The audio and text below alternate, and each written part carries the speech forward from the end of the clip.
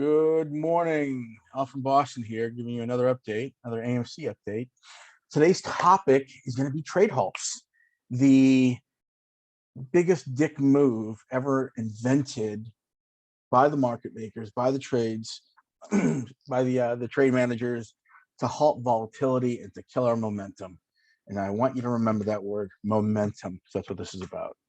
Okay, so let's put a scenario together. You are day one of the squeeze, all right? All of a sudden, we're hitting $100, and then it starts to go parabolic, man. I'm talking just starts to really rise. If a stock climbs more than like I think $5 in an hour, they put the trade halts in place. That's like it's like a default setting. They just kick that into place, and the next thing you know, we're all in a holding pattern, which is what a trade halt is. It's to stop and slow down momentum, right? Trading is halted. So this is where they want you to either do one of two things. A, panic sell. We know that. We all know that one. We've been talking about that for days.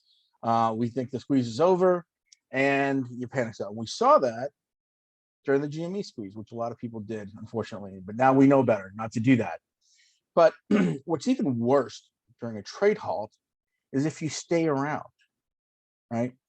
When you're going through a trade halt, you are at the peak of anxiety. We are talking about something I call trade trauma, and it feels like an anxiety. I'm going to talk about trade trauma in the next couple of videos. I want to set the stage here so you understand what's happening. This is like an acquired behavior that has affected you adversely, but you don't know it's affected you adversely because you it becomes a normal pattern of behavior for you. It conditions a person, a trader, to be skittish, to be impulsive. And it's a self-generating FUD machine. It's the FUD in our head, if you will, right? So it's anxiety driven, it's impulsive, and it's designed to make you sell. Here's the kicker. You can walk away as soon as the trade halts, right? That's when you should walk away. And I know it's counterintuitive, but this is when you walk away. What you don't do is sit there and watch as the price drops, because we talked about this. We talked about doing bulk sell orders.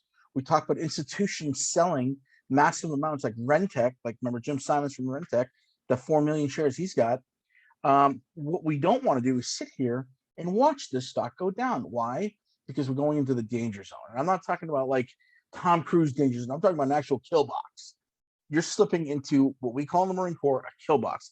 You don't realize you're walking into a kill box, but you are, okay? How it works is psychologically, when you start seeing your investment go to shit, right? Go down fast, hard, the panic, the skittish behavior, the impulsiveness of trade trauma kicks in. And when it kicks in, it has a deeply scarring effect. You remember the past scars. The word nostalgia is Greek, right? And it comes from the epistemological foundation meaning of the word means the pain from an old wound.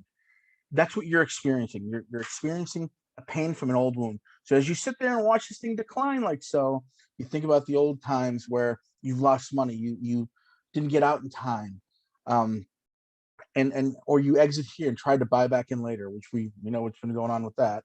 Bad idea. But these things are going to happen, man. And it's part of this generalized anxiety disorder. I call it trade trauma. It kicks in and it makes people volatile and skittish. And as long as you sit here and watch this thing go down, you will be subject to that anxiety, that response, right? And it's like deeply psychological. It's deeply within one's own head. So what I tell people is, as soon as the trade is halted, right, walk away. Just walk away. That's all you have to do. You don't have to look at it. Just walk away. Because if you stay there and you watch it and you're hyper vigilant and you're hyper like anxiety driven and you're just like amped up and it's, oh yeah, it's parabolic, blah, blah, blah. And you don't walk away and you sit there and watch it, there is a higher, I don't have a statistic for this, obviously, but there's a good chance that you might freak out and do something impulsive. And that means exit your strategy. Just popping, leaving. Like, I'm done with this. This is good enough. Bye. Don't do that. Don't screw us over. Don't screw yourself over. We're trying to acquire generational wealth through this thing, right? This isn't financial advice, by the way. Just keep holding. Walk away. Go have an Eskimo pie. Do something else other than being hyper vigilant and staring at that stock. When trade halts happen, that is when you walk away. That's when you don't leave the stock. I mean, in terms of exit your position and leave and close out. No. You just walk away from the computer. You walk away from the cell phone. You do something else, and you reach out to somebody and you talk to them, or you go on the Twitter, or you find the space call that's in progress, and you just talk to them and talk them down, and talk yourself down, and talk about something else. Because the longer you stay and watch trading halts, the more anxiety ridden you're going to be. So walk away. Allow yourself some space and breathing room. And when the trade halts happen, and it can start for 5 minutes, it can extend for 10 minutes, a half hour, a day, 2 days, or it can go all the way up to 30 days. A full out, and I think that's what's going to happen. So I think it's going to go between 2 and 30 days to shake people off. That is when you don't leave. That is when you absolutely just walk away. They're going to ding this play. They're going to ding it. They're going to flag it, and they're going to say, these things are going to happen. We're going to try to shake off as much people as possible because we don't want a systemic risk issue. People, that is the best time not to leave. I mean, that's like your reason to not leave. I could not be any more clear than this.